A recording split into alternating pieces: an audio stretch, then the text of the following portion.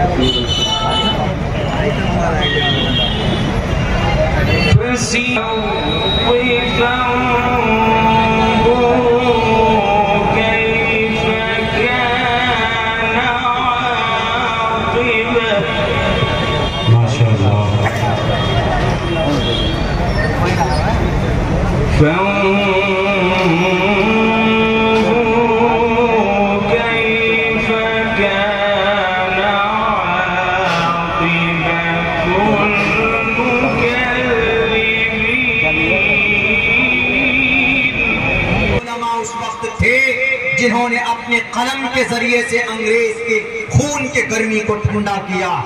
यही वो उलमा थे जो अपने दरसगाह में बैठकर अपनी आवाज से अंग्रेज के हड्डियों को कमजोर किया है। इनकी तारीख तो पढ़ो, नफरत के भाषणों से नहीं बल्कि सच्ची श्रद्धा के साथ पढ़िए। इनके अंदर आपको वफादारी नजर आए। मौलाना यहया ने कहा कि खुदाई फैसला है। मौलाना शाह अब्दुल अजीज मुहद्दिस देहलवी के बेटे, ये दामाद मौलाना सैयद यहया साहब, उन्होंने कहा कि अंग्रेज से लड़ना भारत के लोगों के लिए, सिर्फ मुसलमानों के लिए नहीं कहा था, बल्कि ये लफ्ज इस्तेमाल किया है कि दिल्ली से लेकर कलकत्ता तक के एक एक फर्द के लिए अंग्रेज से लड़ाई करना, अंग्रेज से जंग करना, अंग्रेज से मुकाबला करना, ये खुदाई फैसला। ये मैं जहां कहोगे वहां आकर कहने के लिए तैयार हो। मौलाना यहया के ये अल्फाज। मदरसों की तहकीकात करने से पहले तारीख की इन बातों को भी कुरेद कर निकालने की कोशिश करो। कुर्सी इख्तिदार पर बैठने वाले ज्यादा ताकत के नशे में चूर मत होना। बड़े बड़े सूरमा इस धरती में आए और चले गए, सबका खात्मा हुआ, और इस धरती के ऊपर आएगा एक बादशाह बड़ा ताकतवर, वो उसका भी खात्मा होगा, दज्जाल का खात्मा होगा। आज तो जदीद साइंस का इस्तेमाल हम करते हैं और तुम करते हो, दुनिया के लोग करते हैं, तो अपने आप को कहते हैं कि हमसे बड़ा कोई नहीं है, क्योंकि मॉडर्न साइंस हमारे पास है, टेक्नोलॉजी हमारे पास। तुमसे भी बड़ा साइंस, टेक्नोलॉजी, मौजूदा टेक्नोलॉजी से बढ़कर लेजर साइंस का जमाना आएगा, जिसको ये दज्जाल इस्तेमाल करेगा। यानी आज अगर बुलेट ट्रेन पे बैठकर आप 350 किलोमीटर 1 घंटे में सफर तय कर सकते हैं, तो लेजर साइंस का जब जमाना आएगा तो आप 1 सेकंड के अंदर 10,000 किलोमीटर का सफर तय करोगे। उस जमाने में भी अगर उनके ताकत को कोई मट्टी में मिलाने वाला होगा तो एक आलिम दीन होगा जिसके सर पर टोपी और शक्ल पे दाढ़ी होगी। बहुत अच्छे माशाअल्लाह। तारीख की किताबों में ये बात महफूज नहीं, सीरत की किताबों में ये बात महफूज है, हमारे अहादीस की किताब के अंदर ये बात महफूज।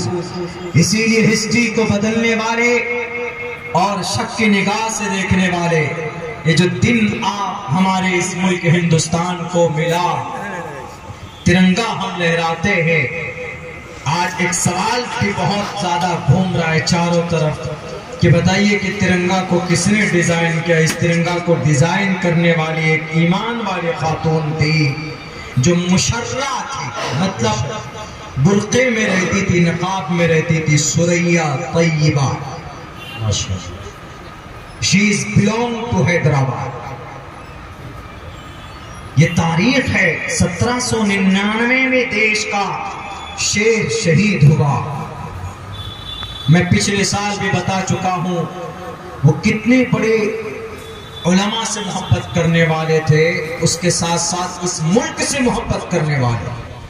अंग्रेज ने ऑफर किया कि सुल्तान तुमको क्या चाहिए, तुमको हुकूमत चाहिए, लो कहां तक हुकूमत चाहिए, कर्नाटका पूरा ले लो, श्रीरंगापट्टनम मैसूर में तो हो, महाराष्ट्र ले लो, उधर तमिलनाडु के अंदर मिलता है वो हिस्सा ले लो, वो एरिया बताओ, लेकिन बस you have to support me, हमें तुम्हें सपोर्ट करना होगा।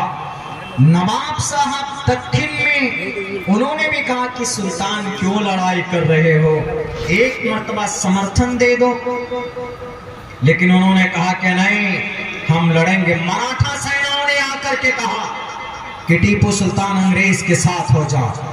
मराठा सेना जिन्होंने टीपू सुल्तान को बदनाम करने की कोशिश की, उनके इलाके में घुसकर मंदिर को तोड़ा, यही टीपू सुल्तान था जो खड़े होकर के उस मंदिर की मरम्मत कराए।